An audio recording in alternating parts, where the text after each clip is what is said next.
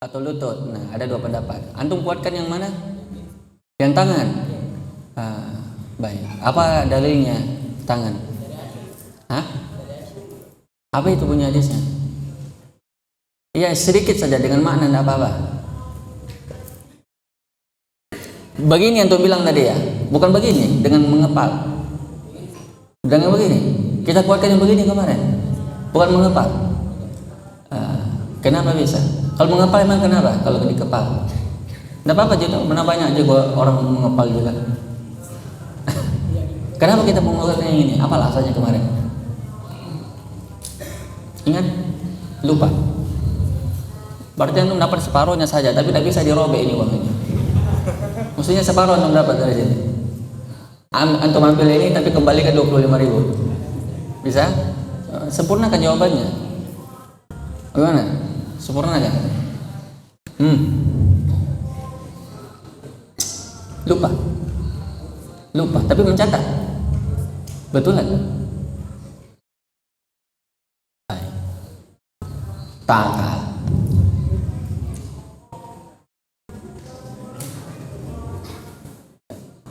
Coba lihat buku catatan antum.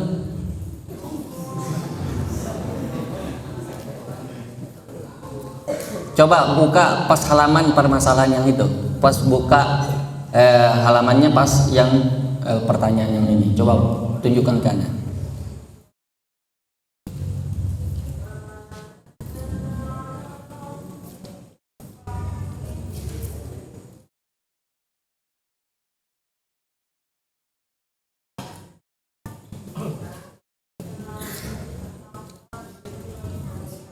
Ya. Ayo cepat, habis waktu untuk nunggu antum aja ini. Cepat. Ada apa tidak ada? Kalau tidak berubah ini dari warna biru jadi Super Queen. Yang mana? Coba tunjuk dengan jari antum. Antum tulisan dokter tulisan antum.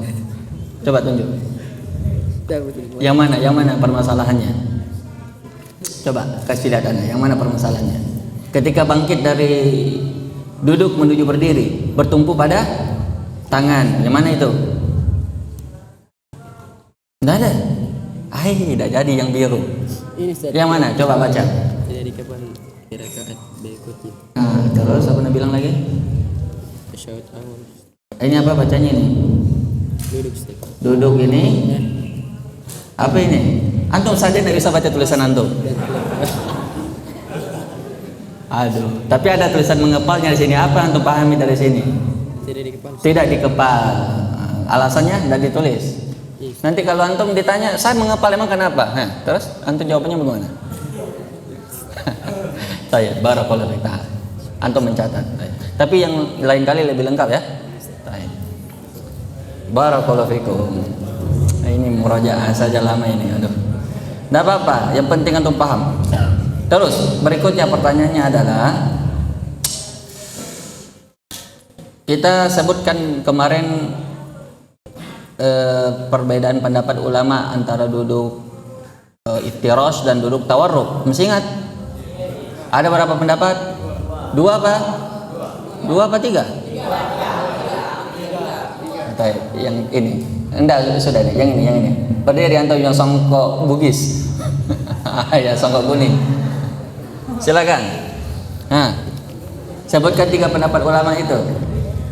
Tidak usah disebutkan nama ulamanya, pendapatnya saja. Nanti antum lupa nama ulamanya lagi. Apa pendapatnya? Yang pertama apa katanya? Iya, sabar. Yang ini dulu. Pak Daeng kah? Cocok. Nama antum siapa? Mas Muka. Baik. Ajib. Jawab.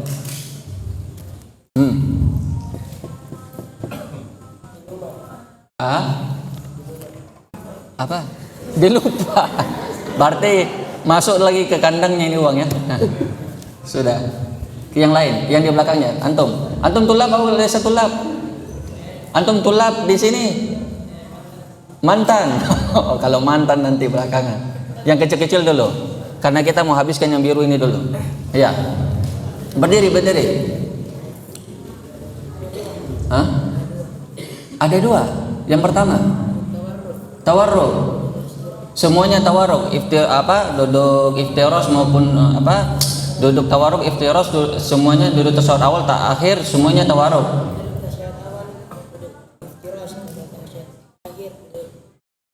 Ini pendapat pertama. Pendapat kedua, duduk tawarruk semuanya, baik duduk tasyahud awal maupun akhir.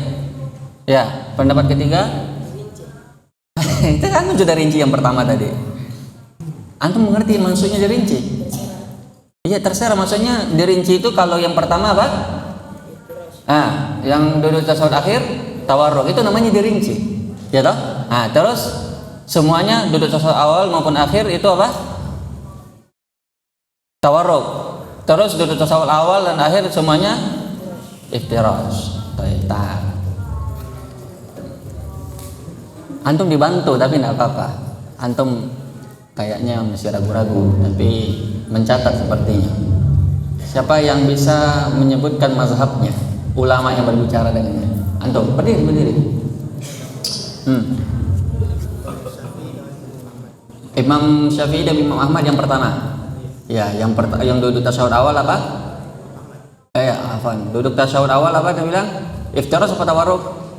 Iftirash. Kalau duduk tasyahud akhir tawarruk. Kemudian mazhab Imam Malik apa? Tawarruk semua apa iftirash semua?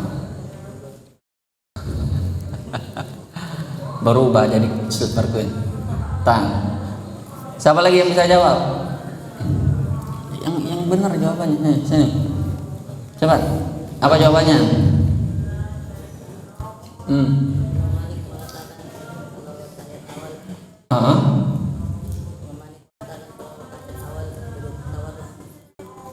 Tawarruk. Ahsanta. Bagus. Imam Abu Hanifah? Ahsanta. Ahmad dan Syafi'i dirinci. Tasyahud awal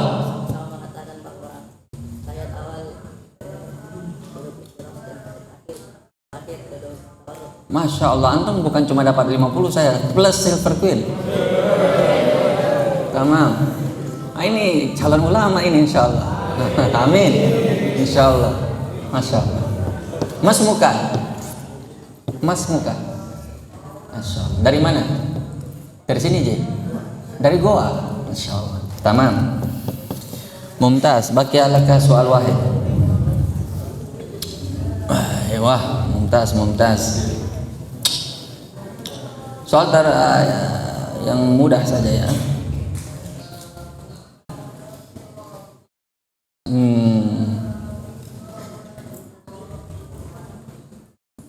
Kemarin kita berbicara masalah menggerak-gerakkan jari.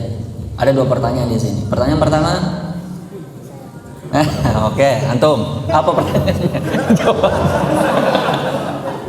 Jawab. Bagus. Ada keberanian menjawab. Alhamdulillah. Kita santai saja ya supaya antum tidak terlalu tegang. Karena ini masalah fikih, ini masalah untuk orang dewasa sebenarnya. Masalah berat. Karena kita berbicara perbedaan apa? Pendapat. Kalau kita bawa tegang makin tegang jadinya. Apa pertanyaan? Pertanyaannya antum mau yang mudah apa yang susah? Yang mudah, baik. Menggerakkan atau tidak? Tidak. Ahsanta. Tapi belum. Antum mau yang silver queen apa yang 50? Dua-duanya. Mantap. Mumtaz. Ahsanta. Baik, kalau gitu kita tambah pertanyaannya. Kita kemarin bilang bahwa menggerak-gerakkan itu riwayatnya lemah. Betul? Nah, betul tidak? Betul. Kenapa kita bilang lemah kemarin hari? Ada satu orang yang meriwayatkan menggerakkan. Kenapa kita bilang lemah di situ? Apa alasannya? Kan Nabi menggerakkan atau tidaknya ada yang mengabarkannya atau kepada kita. Katanya sebagian Nabi menggerakkan, kata sebagian lagi Nabi tidak menggerakkan. Tapi ada satu orang saja yang menggerakkan. Toh Nabi bilang menggerakkan. Itu kita bilang lemah kemarin. Apa alasannya?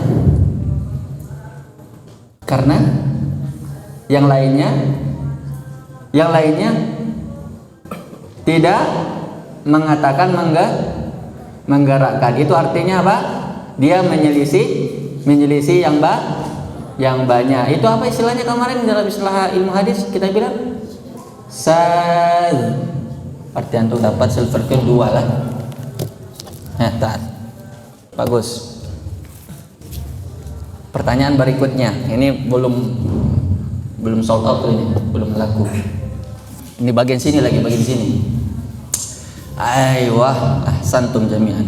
Antum kayaknya perlu dikasih soal yang agak sedikit menantang ya. Pertanyaan berikutnya,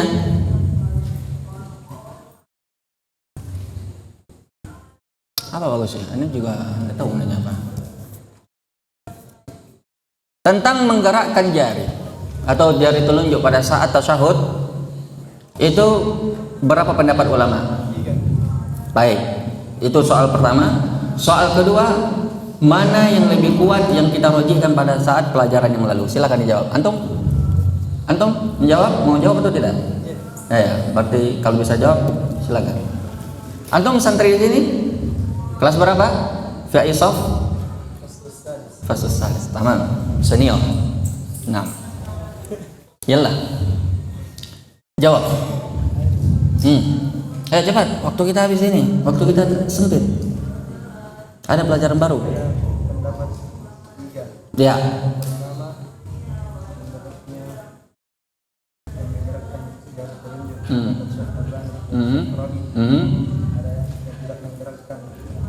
Hai, ketahuan antum tidak merojaah antum tadi ya.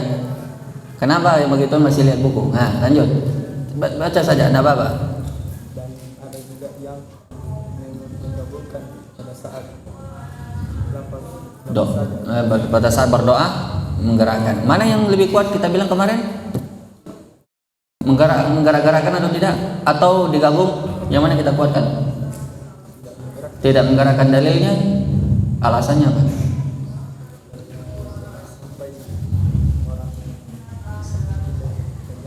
Oh, nah itu alasannya kemarin.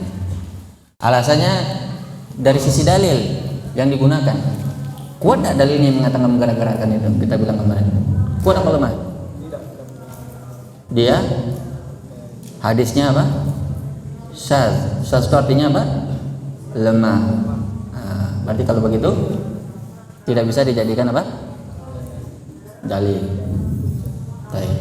Antum mau ini apa ini? Dua-duanya. Antum sudah salah jawabannya, mau dua-duanya lagi. Yang biru aja antum ya, yang biru. Tak. Baik, santai. Pertanyaan terakhir kita simpan untuk pelajaran. Baik, kita mulai pelajaran kita. Alhamdulillah, salatu wassalamu ala Rasulillah wa ala alihi washabihi wa ba'd. Baik, ahibati fillah, kita sudah selesai membahas tentang perkara tasyahud awal ya, dengan segala hal-hal yang berkaitan dengannya.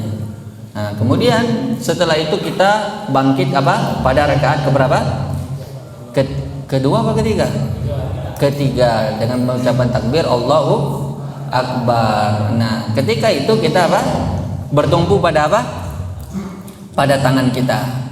Ada yang bertumpu dengan membukanya, ada yang dengan menggenggamnya, tapi itu sudah kita bahas pada pertemuan lalu dengan perbedaan masing-masing ulama, yang mana kita menguatkan pendapat tidak digenggam ya, yang kita kuatkan adalah itu dibuka, karena hadis menggenggam itu apa? Lemah. Baik. Kemudian setelah itu kita ketika hendak berdiri itu kita mengangkat tangan menuju rakaat ketiga atau tidak? Mengangkat tangan pada saat bertakbir itu di beberapa tempat. Hadis Ibnu Umar di berapa? Di 4 tempat. Yang pertama pada saat takbiratul ihram, yang kedua pada saat mau ruku, yang kedua bangkit dari ruku, dan ketiga yang keempat yaitu saat menuju rakaat ketiga, berdiri rakaat kedua menuju ketiga. Jadi itu disunahkan apa? Mengangkat tangan pada saat takbir. Selebihnya tidak ya. Ini hadis Bukhari Muslim dari sahabat Ibnu Umar, dan beliau mengatakan bahwa itu dari Nabi Shallallahu Alaihi Wasallam. Baik. Kemudian setelah itu kita membaca surah Al-Fatihah di rakaat berapa? Rakaat ketiga. Nah, sekarang hukum membaca ayat setelah Al-Fatihah. Hukumnya boleh, sunnah atau tidak boleh? Kalau antum biasa ba'da qiraatul Fatihah di rakaat ketiga dibaca Al-Fatihah atau tidak? Tidak dibaca. Berarti tidak boleh. Kenapa tidak dibaca? Apa hukumnya? Hah? Apa hukumnya? Boleh apa tidak boleh? Di sini tidak ada perbedaan pendapat ulama. Di sini hanya terjadi penjelasan bahwa hukum membaca Al-Fatihah di rakaat ketiga atau keempat itu hukumnya mubah, boleh. Tapi yang lebih afdolnya adalah tidak membaca Al-Fatihah. Kenapa dikatakan boleh? Ya, berdasarkan hadis yang diriwayatkan oleh Imam Muslim dari Abu Sa'id Al-Khudri radhiyallahu taala anhu, bahwasanya Nabi Shallallahu alaihi wasallam ketika sholat zuhur pada rakaat pertama dan kedua, pada setiap rakaat beliau sekitar halamannya itu 30 ayat. Pada rakaat ketiga sekitar 15 ayat.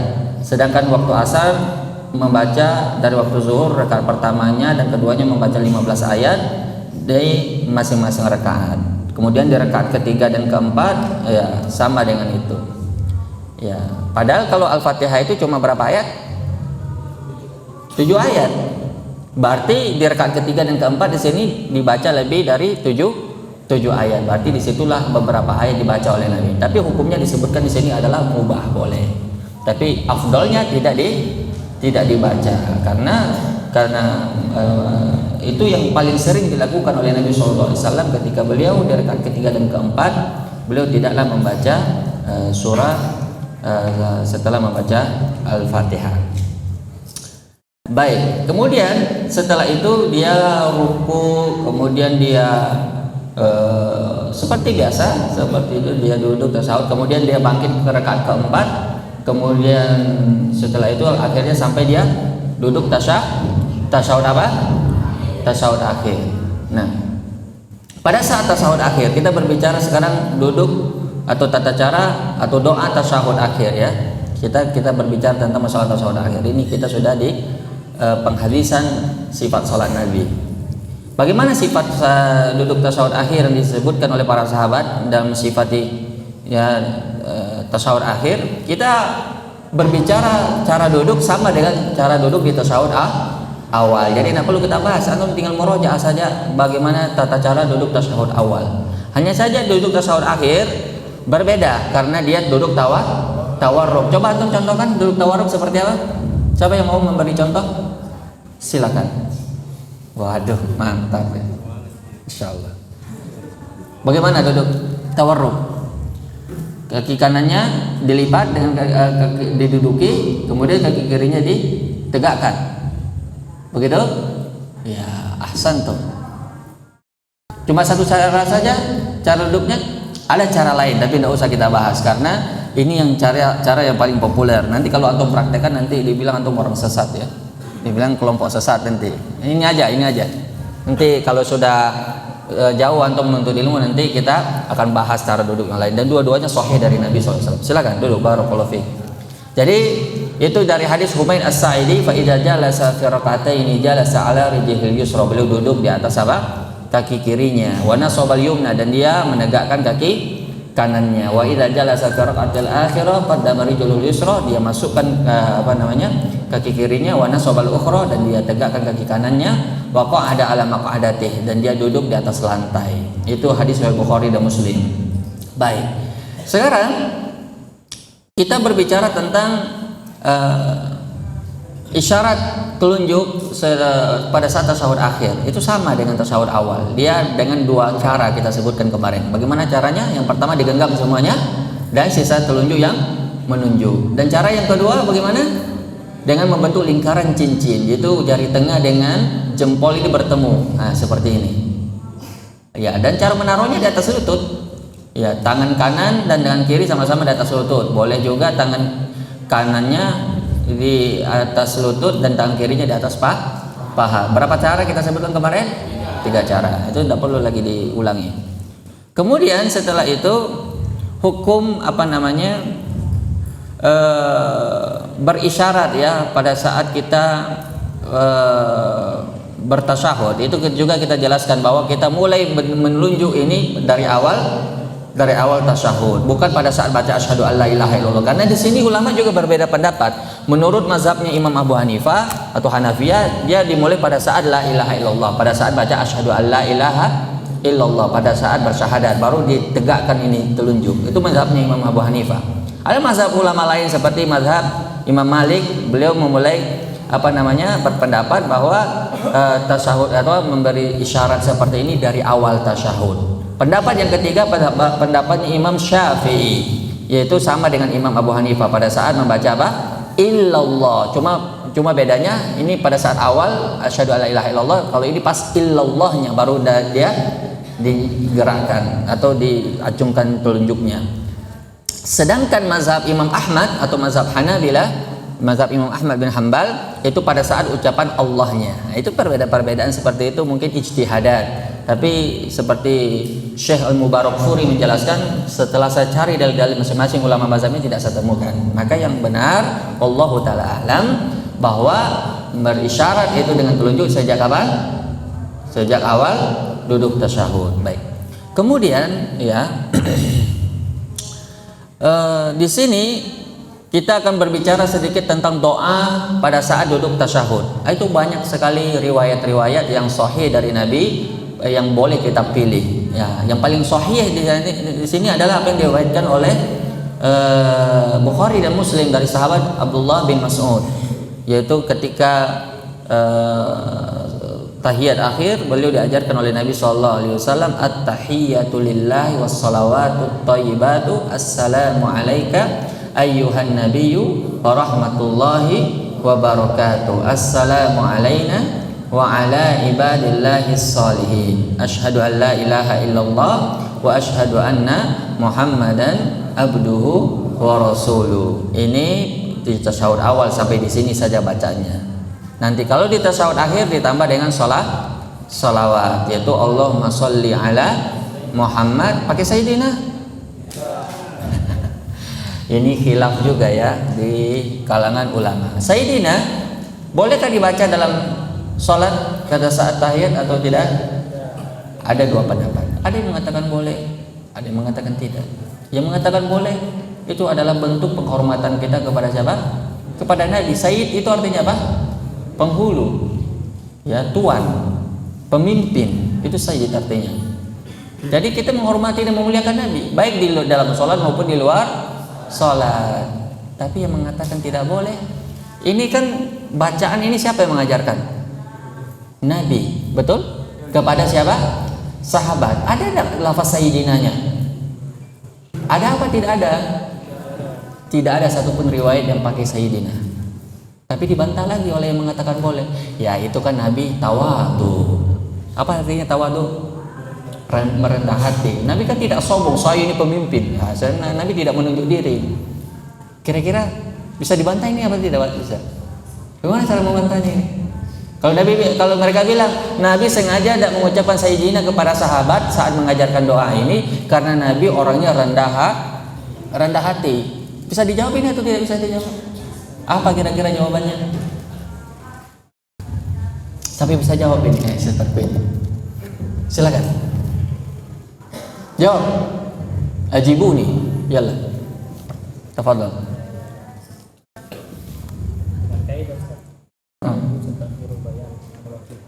Ahsantum. Tafadhal. Antum nak makan coklat? Semua sudah dapat bagiannya. Oh, dia sedekahkan. Berarti harus ada lagi yang menjawab. La yajuzul bayan la yajuzu ta'khirul bayan an waqtil hajah. Tidak boleh menunda penjelasan pada saat dibutuhkan. Itu kaidah usul fikih ya. Artinya ketika memang perlu, Nabi tidak akan menunda-nundanya. Seandainya memang tidak perlu diucapkan ini, Nabi pasti akan jelaskan. Tapi kenyataannya Nabi tidak menjelaskan, berarti bahwa inilah bacaan yang sebenarnya. Andaikan bacaan itu yang merupakan bacaan yang kita pakai di dalam sholat kita itu pakai sayyidina, pasti Nabi akan ajarkan, karena Nabi tidak mungkin akan menyembunyikan ilmu. Jadi bacaan ini sifatnya tauqifiyah. Tahu tauqifiyah? Sesuatu yang sudah tetap, sesuatu yang sudah tidak bisa dirubah. Bagaimana kita dapatkan dari Nabi, begitu pula yang kita lakukan. Contohnya seperti apa? Siapa yang bisa jawab? Yang lafaznya begitu tidak boleh kita tambah, tidak boleh kita kurang. Di lafaz apa contohnya? Pakai tidak boleh kita tambah sallallahu ala Allahumma sholli ala Muhammad wa ali Muhammad. Kita tidak boleh menambahnya. Di lafaz apa? Yang ada lafaz Muhammadnya. Masa tidak tahu setiap hari antum mengucapkan? Hah? Lala, di lafaz apa? Yang biasa antum manggil orang sholat. Lafaz azan, antum membaca apa?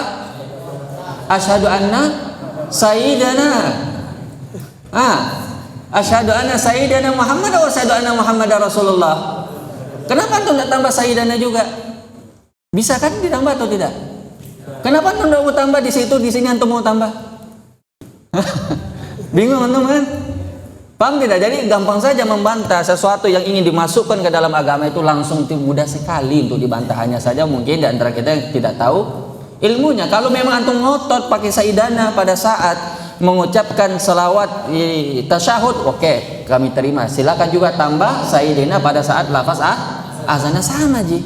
Sama-sama lafaz tauqifiyah, sama-sama lafaz ibadah, sama-sama Nabi yang mengajarkan. Kenapa antum bilang Nabi di sini tawaduk, di situ tidak bilang tawaduk? Yang sama ji pengajarnya. Betul tidak? Sudah bisa diterima ini? Berarti tidak ada lagi yang mengucapkan kalimat sayyidina. Tamam. Baik. At-tahiyatu lillah, salatu thayyibatu, assalamu alayka ayyuhan nabi wa rahmatullah wa barakatuh. Assalamu alayna wa ala ibadillahi sholihin. At-tahiyat itu maksudnya itu semacam dia ucapan selamat ya, tahiyat. Wassalawat ya, salawat ya. Kemudian at-thayyibat itu sesuatu yang baik ya, itu maksudnya. Jadi kita mendoakan untuk Nabi keberkahan, kita mendoakan untuk Nabi salawat. Kalau Allah bersalawat kepada Nabi artinya Allah itu memuji Nabi di hadapan para malaikat. Nah, ini ada syubhat sebagian orang-orang non muslim ya, dia bilang itu Nabi kalian itu belum selamat loh. Kenapa? Kalian masih mendoakan Nabi kalian. Berarti dia belum selamat. Kalau orang selamat tidak perlu lagi didoakan tuh. Bingung antum jawabannya. Kalau selamat perlu tidak didoakan? Supaya kalau sudah dijamin selamat, perlu tidak didoakan? Masih perlu didoakan? Tidak perlu. Kalau sudah dijamin, buat apa lagi didoakan? Yang didoakan itu yang belum ada jaminan. Maka kita perlu berharap kepada Allah supaya dia selamat, karena belum ada jaminan. Tapi yang sudah dijamin pasti perlu? Tidak perlu. Berarti bukan maksudnya mendoakan keselamatan atas Nabi, tapi apa? Yaitu selawat itu pujian terhadap Nabi, dan Allah sendiri yang memuji Nabi di hadapan para malaikat, karena Nabi berhak untuk dipuji. Dengan Allah sendiri memuji dalam Al-Quran, wa innaka la'ala khuluqin azim. Itu pujian atau bukan itu? Pujian. Sesungguhnya engkau Muhammad benar-benar memiliki akhlak yang paling mulia. Tidak ada yang lebih mulia akhlaknya daripada Nabi Muhammad. Pujian apa bukan? Itu siapa yang memuji? Allah. Maka tidak perlu heran kalau Allah memuji hambanya. Jadi tidak ada masalah di sini. Kemudian salawatu thayyibatu, assalamu alayka ayyuhan nabi wa rahmatullahi wa barakatuh. Assalamu alayna wa ala ibadillahi sholihin. Yani semua kita ibadullah, baik manusianya maupun malaikatnya maupun yang jin muslim, semua yang mencakup dalam hamba ini masuk ke dalam doa ini, baik yang di langit maupun yang di bumi. Terus asyhadu an la ilaha illallah, kita bilang bersyahadat. Apa artinya itu? Saya bersaksi la ilaha, nafi, kita menafikan semua sesembahan yang disembah oleh orang-orang yang tidak memiliki ilmu, orang-orang tersesat jalannya. Mereka banyak sembahan, ada menyembah malaikat, menyembah nabi, menyembah patung, menyembah berhala, dan macam-macam sembahan mereka. Itu kita nafikan la ilaha illallah. Kemudian kita isbat. Apa itu isbat? Menetapkan, yaitu satu-satunya yang berhak diibadahi yaitu hanyalah Allah. Itu maksudnya. Jadi kalau orang dia mengucapkan la ilaha illallah di dalam sholatnya, tapi dia bilang semua agama sama ji, berarti dia tidak paham apa yang dia bilang. Dia barusan dia bilang tidak ada yang berhak diibadahi kecuali hanya Allah semata. Tiba-tiba dia bilang semua agama sama. Bertentangan tak itu? Berarti dia tidak paham apa yang dia ucapkan. Makanya itu perlu kita juga paham apa yang kita ucapkan, supaya tidak bertentangan antara kita punya ucapan dengan kita punya keyakinan. Ucapan kita mengatakan, wah itu agama benar juga, caranya saja yang berbeda. Agama ini benar juga, caranya saja. Semua baik kok. Berarti kalau begitu buat apa kamu mengucapkan apa? Syahadat la ilaha illallah. Karena kamu menafikan sembahan yang lain. Karena satu-satunya agama yang mengajarkan tauhid cumalah Islam. Tidak ada agama lain yang mengajarkan tauhid. Yang menyuruh menyembah Allah semata cuma apa? Agama Islam. Makanya di sini kalimat syahadat ini cuma ciri khas umat Islam, tidak ada pada agama lain. Paham atau tidak ada? Paham atau tidak? Paham ya. Kemudian asyhadu anna Muhammadar Rasulullah. Nah, kita bersaksi lagi bahwa Muhammad itu utusan Allah. Tapi di sini bunyi syahadat Ibnu Mas'ud, abduhu wa rasuluhu. Abduhu hambanya, berarti dia bukan Tuhan. Rasul itu dia memang manusia biasa, tapi dia adalah manusia pilihan. Kalau begitu abduhu itu bantahan bagi orang yang menuhankan Nabi Muhammad. Ada tidak yang menuhankan Nabi Muhammad? Banyak. Yang datang ke kuburan Nabi minta-minta itu menuhankan Nabi Muhammad atau tidak? Menuhankan Nabi Muhammad. Dia meminta. Berdoa hanya boleh kepada siapa? Kepada Allah. Nah, ini bantahan bagi dia. Itu hamba bukan Tuhan. Kalau hamba berarti tidak boleh mintai. Kemudian wa rasuluhu. Ya betul dia manusia, tapi dia bukan manusia biasa, tapi manusia pilihan. Maka dia memiliki hak. Yang pertama yaitu wajib ditaati, didengarkan perintahnya, dijauhi larangannya. Ya toh, wajib untuk dicintai dan wajib untuk tidak beribadah kecuali sesuai dengan tuntunannya. Paham ini makna tasawuf? Nah, begini kira-kira makna tasawuf yang kita baca setiap hari. Kalau kita memahami ini makna, sudah aman kita ini beragama. Tidak perlu kita lagi diombang-ambing oleh orang-orang yang tidak memiliki ilmu. Kadang ini kita terombang-ambing gara-gara apa? Kita setiap hari baca kok di dalam tasawuf kita, tapi kita tidak memahami maknanya. Makanya kita, benar juga dia yang dia bilang. Padahal harusan kita baca tasawuf, menafikan itu semua, menolak itu semua yang mereka bilang itu. Tapi karena kita tidak paham apa yang kita baca, akhirnya kita termakan oleh syubhat. Ini bacaan pada tasawuf yang diriwayatkan Ibnu Mas'ud. Kira-kira berapa menit lagi azan? 7 menit. Ini 7 menit cuma waktu untuk batuk aja ya. Ada yang bertanya? Ada yang mau bertanya? Silakan.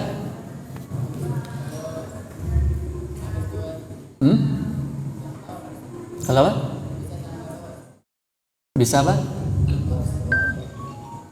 Anda tidak terlalu dengar baik. Ada yang bisa sampaikan ke Anda? Apa dia bilang? Sabar, belum sampai ke situ. Kita belum sampai selesai tasawuf ini. Belum. Akan datang penjelasannya sebentar setelah ini. Ada pertanyaan yang lain? Silakan. Masih ada atau tidak ada?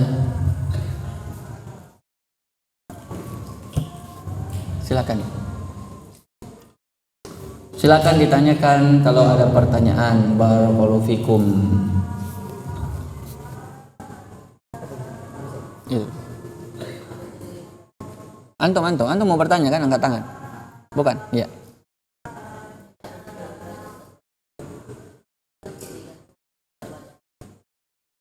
Apa dia bilang?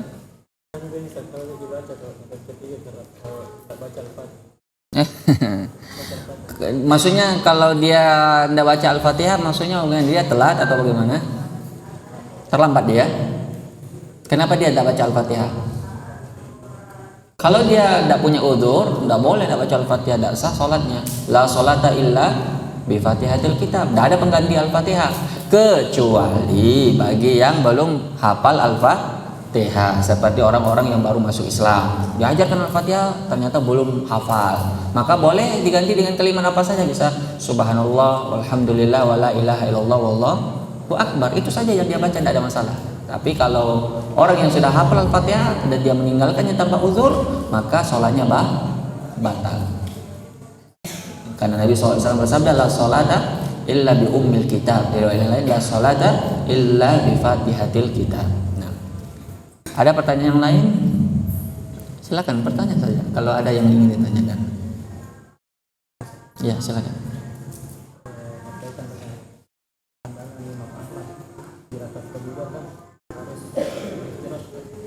Di sholat yang 2 rakaatnya tasyahudnya harus duduk iftirosh. Nah, bagaimana kalau ada tasyahudnya lebih dari 2? Misalnya maghrib 2 rakaat atau di 2 rakaat sama di 3 rakaat, kemudian kalau masbuk mungkin 4 tasyahud di situ. Bagaimana duduknya? Iya, yang lebih dari 2 rakaat itu jelas dia duduk tawarruk. Itu kalau kita berbicara mazhabnya siapa? Imam Ahmad. Karena Imam Ahmad itu beliau mengambil dalam sudut sisi pandang pendalilan beliau itu dari sisi pandang adat. Karena hadis Abu Humaid As-Sa'idi beliau rinci, kalau di rakaat kedua beliau duduk apa? Nabi SAW duduk apa? Duduk iftirosh. Dan di rakaat keempat beliau duduk apa? Duduk tawarruk. Jadi beliau lihat di duanya ini, di apa? Di rakaatnya. Di rakaat kedua Nabi menyontohkan kepada kita apa? Duduk tawarruk atau duduk iftirosh. Duduk iftirosh. Nah, ini yang diambil oleh Imam Ahmad. Tapi kalau Imam Syafi'i tidak di situnya beliau lihat. Ini kan rakaat kedua, bukan rakaat terakhir. Berbeda ini. Karena ini berbicara duduk terakhir, bukan duduk kedua. Kalau duduk kedua, duduk terakhir dalam sholat zuhur atau tidak? Bukan. Nah, ini perbedaan sudut pandang mereka. Tapi wallahu alam ada riwayat-riwayat lain menguatkan pendapat Imam Ahmad, dan inilah yang kita kuatkan pada pertemuan yang lalu. Maka setiap sholat yang lebih dari 1 duduk duduk duduk tasyahudnya, itu dia duduknya adalah duduk apa? Tawarruk. Yang lebih dari 1, kalau 2 misalnya. Nah, misalnya duduk maghrib, sholat maghrib berapa duduk tasyahudnya? 2. Kalau sholat witir ya, bagaimana sholat witir? Sholat witir kan ada dua model. Model pertama 2 kali salam, model kedua 1 kali salam. Kita pakai yang model pertama. Yang 2 kali salam berarti 2-1. Itu kalau menurut mazhabnya Imam Ahmad bin Hambal berarti duduknya duduk apa itu? Tawarruk apa iftirosh? Iftirosh. Iftirosh. Tidak ada perbedaan di situ. Tapi kalau yang 3 rakaat 1 kali salam langsung sekaligus, 3 rakaat 1 kali salam, menurut mazhabnya Imam Ahmad bin Hambal tawarruk apa iftirosh? Tawarruk apa iftirosh? Tawarruk. Paham tuh? Mengerti apa tidak paham? Paham ya? Ahsan. Beda dengan mazhab Syafi'i. Mazhab Syafi'i biar lagi 2 rakaat, kalau itu duduk terakhir maka dia harus duduk tawarruk. Itu mazhab Syafi'i.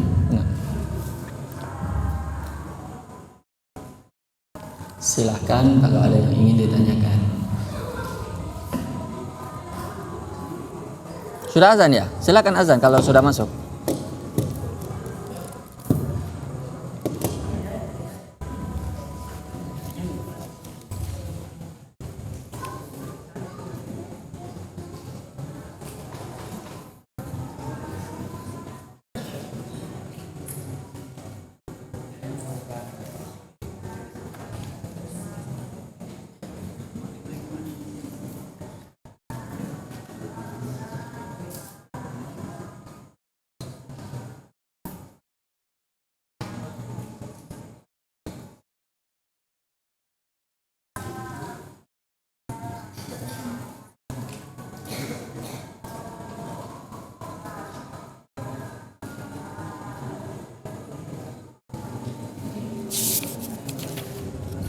Silakan azan.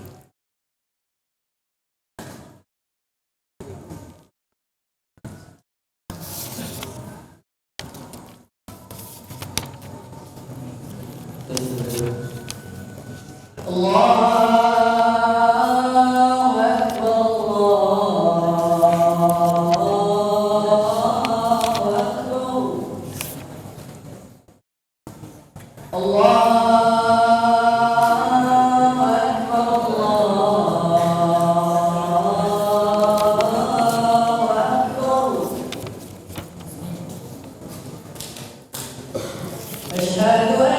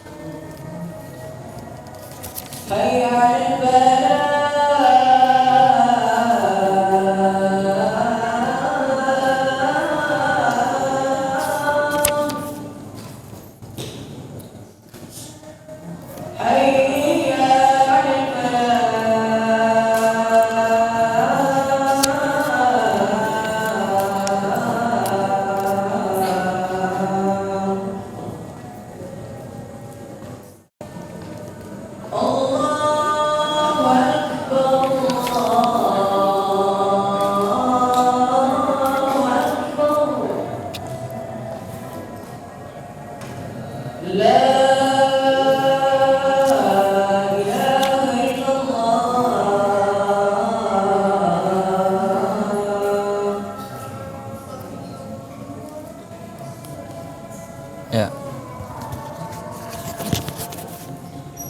Allahumma rabbana salli ala Muhammad.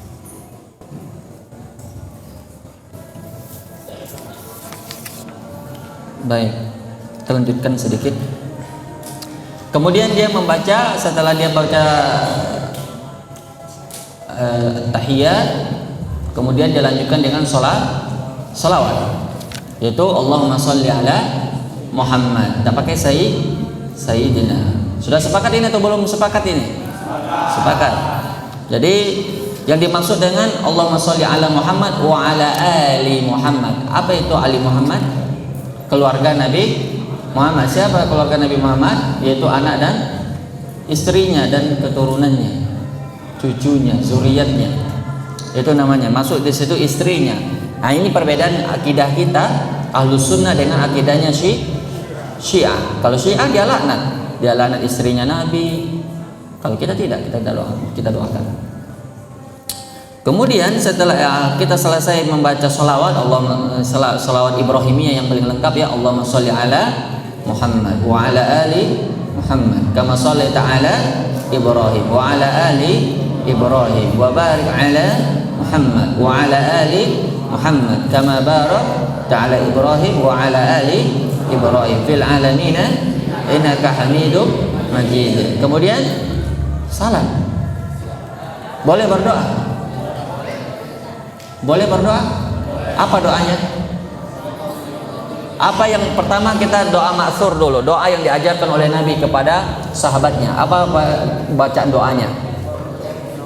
Berlindung dari empat hal. A'udzubillah min adzabil qabr, min adzabi jahannam, min fitnatil mahya wa mamat, wa min fitnati masihi dajjal. 4 hal. Ini doa maksur, doa yang diajarkan oleh Nabi. Maka berdasarkan ini, hadis ini dikatakan hadis mutawatirul makna. Ada hadis namanya mutawatirul lafzi, ada mutawatirul maknawi. Ini bantahan terhadap orang yang mengatakan tidak ada siksa kubur. Pernah dengar orang bilang, saya tidak percaya gitu siksa kubur. Hadisnya ahad. Pernah dengar? Tidak pernah. Sekarang dengar toh? Nah, sekarang dengar. Ada yang berkeyakinan seperti itu. Dia ingin memisahkan kalau masalah akidah tidak boleh ambil hadis ahad. Kita harus hadis mutawatir. Kalau begitu azab kubur tidak ada. Kita tidak percaya azab kubur. Kenapa? Karena hadisnya ahad kata mereka. Sedangkan kata kita hadis ini mutawatir. Tapi mutawatirnya bukan lafzi tapi makna. Kenapa? Karena setiap orang membaca ini hadis. Setiap sahabat yang sampai kepada mereka ini doa selalu membaca ini doa. Pertama, a'udzubika min azabil qabr. Berlindung dari azab kubur. Ya Allah, kami berlindung kepadamu, aku berlindung kepadamu dari azab kubur. Wa min azabi jahannam, dan dari azab neraka jahannam. Wa min fitnatil mahya wa mamat, dan dari fitnah kehidupan dan kematian. Apa maksudnya fitnah kehidupan? Yaitu fitnah dalam perkara agamanya maupun dalam perkara dunianya. Selama kita hidup kita tidak terlepas dari fitnah, yaitu fitnah harta, yaitu fitnah wanita, yaitu fitnah jabatan. Semua itu fitnah. Fitnah itu artinya apa sih? Ujian. Semua kita diuji oleh Allah dengan hal itu. Maka kita berlindung kepada Allah, semoga kita selamat dari itu fitnah. Karena tidak ada yang bisa selamat dari fitnah kecuali yang dibantu dan ditolong oleh Allah. Fitnah itu besar, berat. Ya, tidak ada yang bisa selamat kecuali dengan pertolongan siapa? Allah. Makanya kita memohon kepada Allah agar diselamatkan dari fitnah kehidupan. Kemudian memfitnatil mamat, yaitu fitnah kematian. Maksudnya apa? Fitnah kubur. Apa itu fitnah kubur? Yaitu soalul malakan, yaitu soal pertanyaan dua orang malaikat. Di sini banyak orang yang berguguran, walaupun orang muslim sekalipun, apalagi orang kafir. Orang kafir tidak usah ditanya, pasti mereka itu tidak lolos. Tapi orang muslim ada yang tidak lolos juga. Orang muslim saja ada yang tidak lolos, apalagi orang kafir. Orang muslim yang tidak lolos itulah mereka yang mungkin di dunianya ya tidak belajar agama dengan baik. Dia tidak mengenal siapa Allah, dia tidak mengenal siapa nabinya, dan dia tidak mengenal agamanya dengan baik, sehingga dia melakukan pelanggaran-pelanggaran. Karena yang ditanya di dalam kubur itu cuma 3. Itu namanya fitnah kubur, pertanyaan malaikat. Bukan fitnah kubur itu siksaan ya, tapi pertanyaan malaikat itu fitnah kubur artinya. Apa itu pertanyaan pertama? Man rabbuka. Pertanyaan kedua, man nabiyuka. Yang ketiga, wa madinuka, apa agamamu? Itu aja, itu yang dikenal dengan usul as-salasa. Itu makanya Syekh Muhammad bin Abdul Wahab membuat kitab namanya Usul as-salasa untuk menjawab ini pertanyaan. Tidak gampang ini pertanyaan. Kalau sekadar hafalan semua kita hafal lah. Bahkan orang kafir pun kalau disuruh menghafal siapa Tuhanmu? Allah. Siapa Nabi Muhammad? Apa kamu Islam? Kalau sekadar dihafal, bahkan orang bukan Islam pun bisa jawab. Tapi bukan hafalan yang akan menjawab, tapi apa? Amalan kita. Kalau amalan kita itu mengamalkan ini yang 3, bisa kita jawab. Kita diberi oleh Allah keteguhan. Tapi kalau kita tidak mengamalkan yang 3 ini, maka kita sudah diyakini tidak bisa menjawabnya. Nah, ini doanya. Jadi itu doa disunahkan untuk dibaca setiap selesai tasyahud akhir. Nah, tapi kalau kita umpamanya ingin berdoa yang lebih khusus, misalnya ingin kemaslahatan duniawi misalnya, ya Allah beri kami rezeki yang lapang, beri kesehatan karena mungkin dia sedang sakit, ya Allah mudahkan ujianku karena mungkin dia lagi sedang menghadapi ujian. Boleh apa tidak? Boleh. Boleh apa tidak boleh? Boleh. Tapi harus pakai bahasa Arab, itu yang aman dan selamatnya. Karena di sini kalau orang berbahasa Indonesia ada khilaf di kalangan ulama berdoa selain bahasa Arab. Ada yang mengatakan boleh, ada yang mengatakan tidak boleh. Yang mengatakan boleh, kata mereka dalilnya boleh berdoa selain bahasa Arab karena hukum asal doa itu tidak harus pakai bahasa Arab. Itu kan doa, bukan bacaan sholat. Beda dengan bacaan sholat, itu tauqifiyah, tidak boleh kita ubah dengan bahasa apapun. Tapi doa, apakah harus berbahasa Arab orang berdoa? Anda tanya antum ini, kalau orang berdoa, bolehkah orang berbahasa yang lain? Jawabannya boleh. Dan itu hukum asal. Kalau orang boleh berdoa dengan bahasanya sendiri. Nah, yang jadi masalah ini di dalam sholat. Nah, ini yang jadi masalah. Kenapa? Mereka berdalil bahwasanya ketika ada seorang sahabat di dalam sholatnya dia bersin, dia baca yarhamukallah, langsung dia ditatapi, dilihat-lihati sama teman-temannya. Kan tidak boleh orang bicara toh dalam sholat, dilihat-lihati. Kenapa dibaca yarhamukallah dalam dalam sholat itu tidak boleh. Nah, ini saja yang bahasa Arab tidak boleh. Ini yarhamukallah, ini bahasa Arab apa bahasa Indonesia? Bahasa Arab. Tapi itu dibilang Nabi itu la yaslu. Inna hadhihi shalah, ini adalah sholat. La yaslu min kalamil bashar, tidak boleh diucapkan perkataan-perkataan yang lain. Paham atau tidak paham? Nah, jadi kalau dalam perkara sholat ini memang dia menjadi masalah kalau kita berbahasa selain bahasa Arab atau bahasa bacaan sholat, kecuali doa yang memang diajarkan oleh Nabi Shallallahu Alaihi Wasallam. Makanya kalau ingin berdoa, ya ucapkan dengan bahasa Arab, belajar bahasa Arab kalau tidak bisa. Kalau misalnya ingin berdoa juga tapi tidak bisa bahasa Arab, ya tidak usah di dalam sholat, tapi di luar sholat. Bisa dipahami? Baik. Nah, itu. Kemudian kita katakan kenapa boleh berdoa selain itu, selain yang kita ajarkan tadi, Allahumma inni a'udzubika min adzabil qabr, min adzabi jahannam, wa min fitnatil mahya wal mamat, min fitnatil masiihid dajjal. Alasannya karena ada lafaz hadisnya mengatakan summa liyatakhayyar ma syaa. Kemudian dia memilih dari doa apa yang dia mau. Nah, itulah doa yang disyariatkan. Karena doa itu disyariatkan dalam sholat itu di beberapa tempat, yaitu satu di saat sujud. Inna aqraba ma yakunu bainal abdi wa rabbihi wa huwa sajid fa aktsiru fihi du'a. Sedekat-dekat posisi seorang hamba dengan Rabbnya adalah saat dia sujud, maka perbanyaklah pada saat itu berdoa. Tapi ada permasalahan. Bagaimana hukumnya seseorang memperlama sujud terakhir untuk berdoa? Boleh apa tidak boleh? Kan kita bilang tadi barusan boleh berdoa di saat sujud. Itu waktu atau tempat yang sangat mustajab untuk berdoa. Sebagian orang ada yang mengkhususkan rakaat terakhir atau sujud terakhir untuk berdoa. Sekarang kita berbicara hukum, boleh apa tidak boleh itu? Tapi kan boleh tadi berdoa. Kenapa jadi tidak boleh? Tidak boleh dikhususkan. Apa yang tidak boleh dikhususkan? Doanya. Ngawur antum. Bukan doanya yang tidak boleh dikhususkan. Pertanyaannya Anak ulangi sekali lagi pertanyaannya.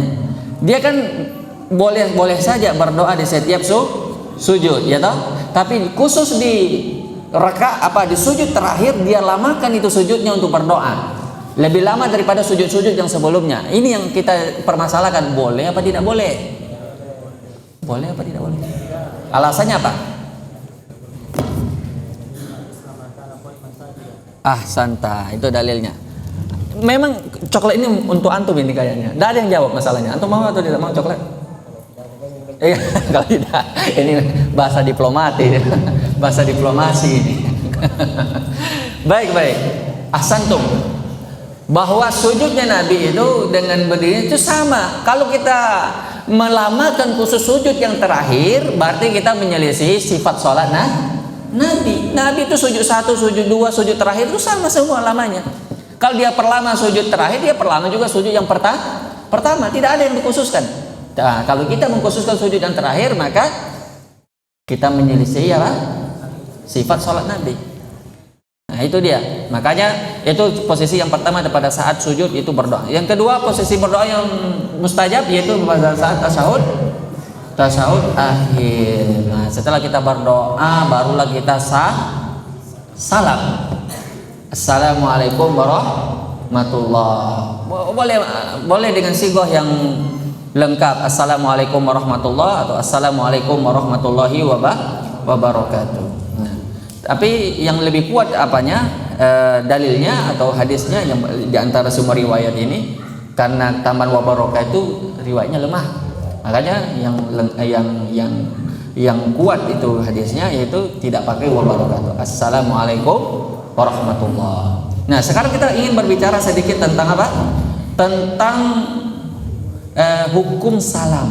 Kan ada berapa salam? 2 salam.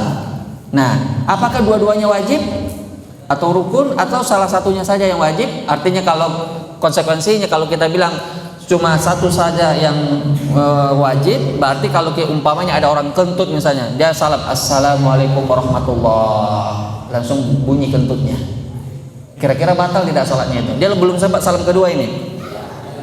Nah, kalau kita mengatakan kalau satu kali saja yang wajib, maka tidak batal.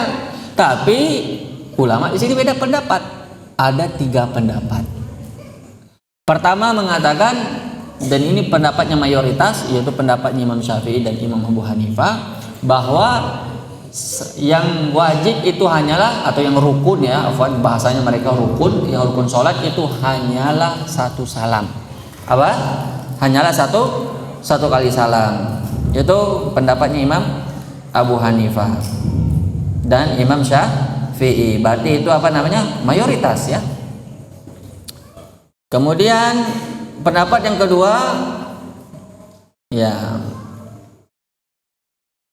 dan Imam Ahmad bin Hambal ya bersendiri dengan pendapat ini, yaitu pendapat Hanabilah ya, mengatakan bahwa kedua salam itu rukun. Tidak sah sholat sampai dia melakukan kedua salam. Berarti kalau dia kentut di salam pertama, tidak sempat mengucapkan salam kedua, berarti sholatnya batal menurut pendapat mazhab Ahmad bin Hambal atau Hanabilah. Sedangkan mazhab tadi Imam Malik dengan Imam Syafi'i ya, Abu Hanifah dia mengatakan wajib bukan rukun.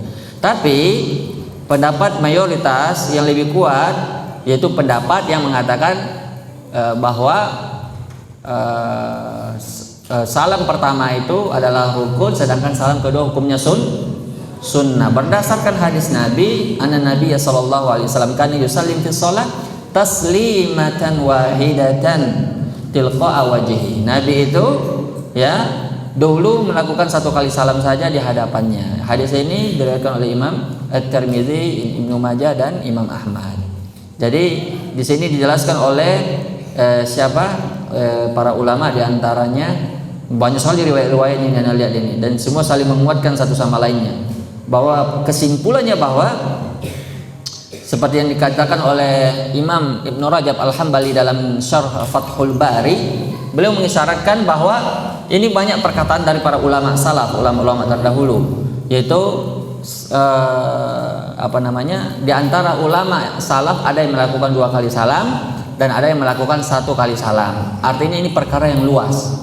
Jadi ini dia menguatkan pendapat yang mengatakan salam pertama hukumnya wajib, sedangkan yang kedua hukumnya sunnah. Karena kalau 1 kali salam saja dia lakukan, berarti dia mengatakan yang kedua tidak wajib.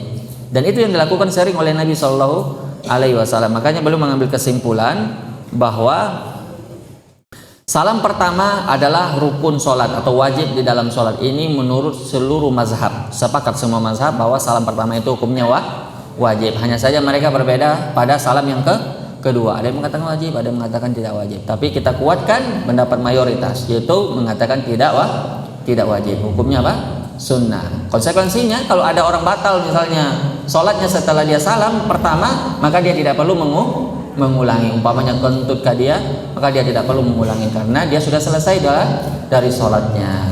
Demikian ya pembahasan kita, mudah-mudahan kita bisa lanjutkan pada pertemuan berikutnya. Demikian mudah-mudahan Allah Subhanahu wa taala memberikan kita coba buka pertanyaan, memberikan kita taufik, buka pertanyaannya, memberikan kita taufiknya dan mengamalkan apa yang kita dapatkan ini. Insya Allah kalau ada waktu nanti kita akan berbicara nanti apa yang setelah sholat dan yang berkaitan dengan fikih yang berhubungan dengan sholat, insya Allah taala. Baik, bagaimana menanggapi teman yang mengatakan sholat 5 waktu itu tidak wajib bagi seorang muslim? Nauzubillah. Dia sesat ini karena termakan oleh pemikiran tarekat dan filsafat. Ini 2 saja kemungkinan ini. Kalau bukan dia ahli filsafat, dia ahli tarekat. Dia berdalil bahwasanya dengan kita ini hanya mengingat Allah sudah bermaksud sholat. Ini orang filsafat, ini orang tarekat. Jadi dengan zikir, dengan mengingat Allah tanpa melakukan gerakan seperti gerakan Nabi dari takbir sampai salam, itu sudah dikatakan kata mereka sholat. Ini orang ahli tarekat. Mereka membagi agama itu menjadi makrifat dan hakikat. Kalau orang sudah sampai ma'rifat, itu tidak perlu lagi sholatnya seperti orang syariat. Kita ini sholatnya sholat orang syariat ini, yang masih bertakbir, kemudian ruku, sujud, salam. Kalau orang sholat sudah ma'rifat atau hakikat, itu cukup dengan diam saja dia sudah berzikir kepada Allah, itu sudah dikatakan apa? Sholat. Itu kufur menurut kesepakatan seluruh ulama. Nabi saja, kalau kamu katakan Nabi kamu sudah mencapai derajat hakikat atau ma'rifat, bagaimana dengan Nabi? Menurutmu Nabi itu sampai derajat apa kira-kira? Dan Nabi masih sholat atau tidak? Nabi masih sholat. Makanya di antara nawaqidul Islam atau pembatal-pembatal Islam yang disebutkan oleh Syekh Muhammad Al-Wahhab, di antaranya adalah siapa yang meyakini boleh keluar dari syariat Nabi Muhammad sebagaimana bolehnya Nabi Khidir keluar dari syariatnya Nabi Musa, maka dia kafir menurut kesepakatan ulama. Artinya dia mengatakan tidak wajib nih sholat, berarti dia kafir karena dia telah membatalkan keislamannya. Sedangkan kenapa? Karena dia melanggar atau menentang banyak ayat dalam Al-Quran yang mengatakan sholat itu wajib dan sholat itu sesuai dengan tuntunan Nabi. Tidak ada sholat dengan berzikir saja duduk termenung itu dikatakan sholat. Tidak ada. Siapa yang mengatakan begitu? Maka kalau ada orang berkeyakinan begitu, kita nasihati. Pertama, kamu mana lebih tinggi kedudukanmu daripada kedudukan Nabi Muhammad? Pasti dia akan jawab Nabi Muhammad. Kalau dia bilang dia lebih tinggi kedudukannya, maka dia jelas kafir.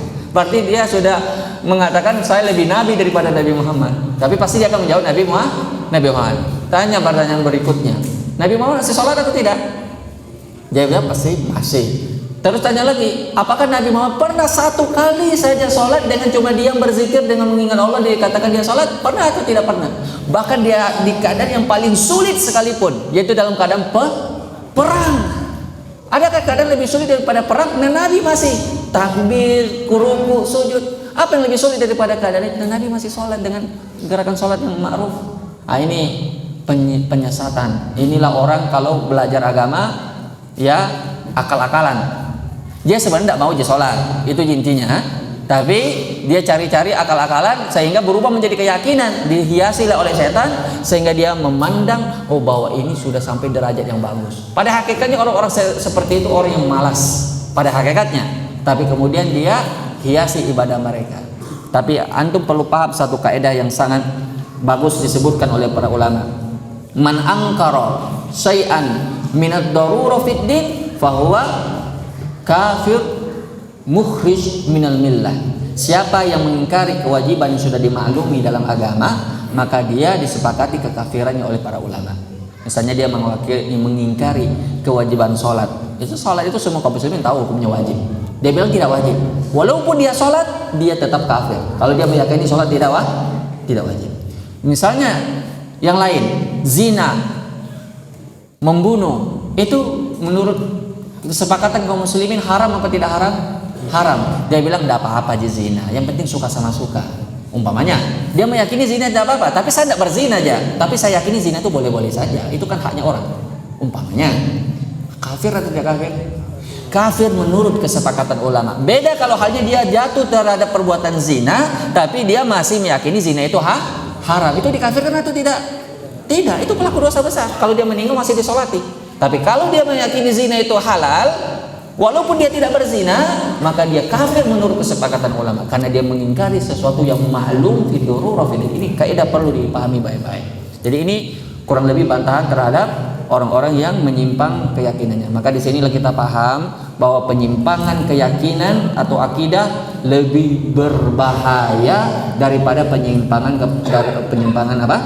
Akhlak, penyimpangan masalah fikih. Itu masalah yang agak lebih ringan. Tapi kalau sudah keyakinan yang menyimpang, itu lebih berbahaya.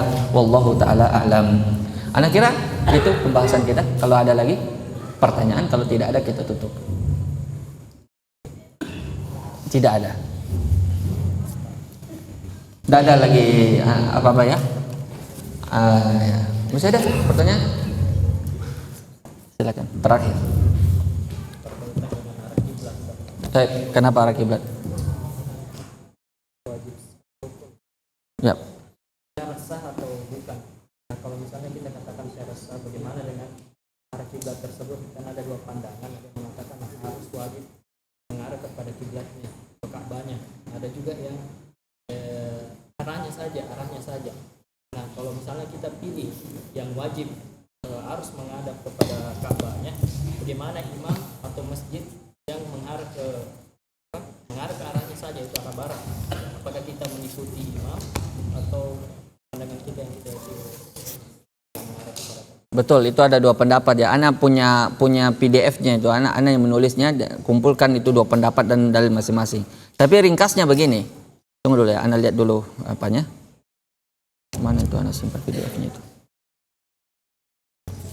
Antum bisa sabar atau tidak? Antum buru-buru mau sholat ini.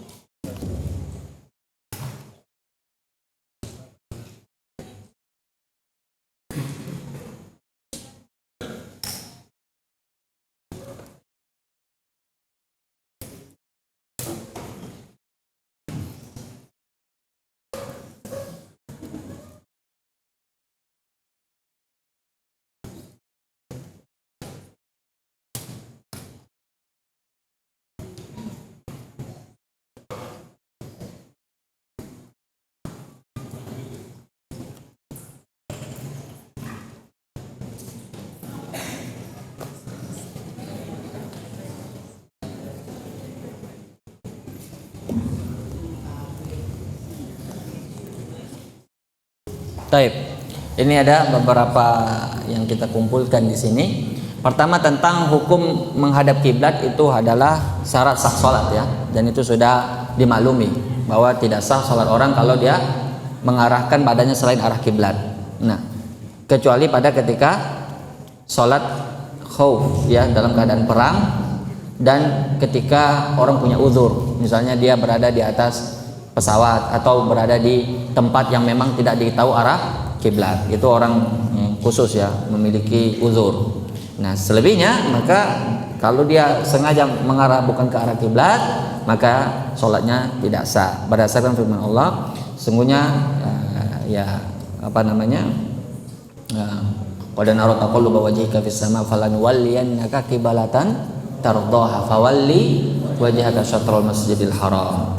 Nah, tapi jadi bermasalah di sini adalah arah kiblatnya. Apakah kita harus tepat ke posisi Ka'bahnya atau boleh menghadap ke arahnya saja? Paham? Persis ke arah Ka'bahnya atau ke arah Ka'bahnya. Nah, ini jadi polemik ya. Ya, ini yang jadi itu bahkan sempat diangkat di pembahasan MUI ya, Majelis Ulama, itu jadi polemik juga karena berkaitan dengan sah masjid ya. Semua serba dimiringkan gara-gara itu ya, yang sedikit cukup mengganggu pemandangan, itu jadi masalah. Maka di sini sebagian ulama berpendapat bahwa semua orang yang sholat wajib menghadap tepat ke arah Ka'bah. Ini sudah tidak diragukan, ini kesepakatan. Namun sebagian ulama memandang pendapat ini lemah ya, bahkan kewajiban yang seperti ini tidak mungkin dilakukan kecuali hanya sebagian kecil orang, yaitu orang yang hanya bisa melihat Ka'bah, yang langsung persis ke arah Ka'bahnya itu hanya orang yang mampu melihat Ka'bah.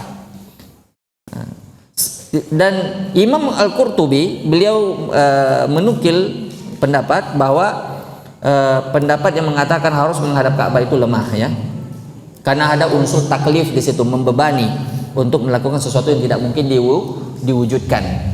Ya, coba kira-kira kalau seandainya wajib semua kita ini sholat menghadap ke arah Ka'bahnya persis, saya kira mungkin tidak ada yang sepersis itu ya menghadapnya. Mungkin banyak sholat kita tidak sah. Makanya di sini mayoritas ulama mengatakan kewajiban mereka yang jauh dari Ka'bah adalah menghadap ke arah di mana Ka'bah itu berada. Ya, menghadap ke arahnya. Ini merupakan pendapat mayoritas ulama dari kalangan Hanafiyah, Malikiyah, Hambaliyah dan sebagian Syafi'iyah. Jadi mayoritas ulama berpendapat kita cukup menghadap ke arahnya saja. Makanya kita yang di Indonesia, arah kiblat kita kemana? Barat, timur, ke arah barat. Cukup menghadap ke arah barat, maka kita sudah dianggap menghadap ke arah kiblat. Ya, sehingga menurut mayoritas ulama, ketika kita di Indonesia ini menghadap ke arah barat, maka sudah dikatakan menghadap ke arah kiblat. Di antara dalil yang menguatkan pendapat ini yaitu perintah Allah menghadap kiblat, fawalli wajhaka syatral masjidil haram. Syatrul itu artinya apa? Arah. Syatrul itu artinya apa? Syatr itu artinya apa? Arah. Nah, jadi bukan persis Masjidil Haram, itu dalil yang pertama. Jadi diperintahkan di dalam Al-Qur'an menghadap ke arahnya ya, di mana Masjidil Haram itu berada.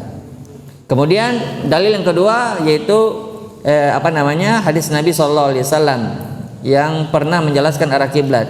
Arahnya yaitu al-masyriq wal maghrib, yaitu arahnya antara timur dan barat. Jadi Imam Al-Mubarakfuri menyebutkan di sini bahwa maksudnya hadis ini tidak bersifat umum untuk semua negeri, namun aturan ini berlaku di kota Madinah dan di posisi yang seperti Madinah. Jadi bagi penduduk Madinah, kiblat mereka itu menghadap ke arah apa? Masa timur. Orang Madinah sholat di Masjid Nabawi itu arahnya kemana? Ke selatan. Ke selatan. Jadi dia menghadap ke arah selatan sudah dianggap menghadap ke arah kiblat. Wallahu taala alam. Inilah yang dia pandang pendapat yang lebih kuat di antara pendapat yang ada. Wallahu taala alam. Barangkali itu pengajian kita pada pertemuan kali ini. Mudah-mudahan kita bisa mengambil manfaatnya dari pertemuan ini. Semoga bihamdik syada la ilaha illa anta astaghfiruka wa atubu ilaik. Assalamualaikum warahmatullahi wabarakatuh.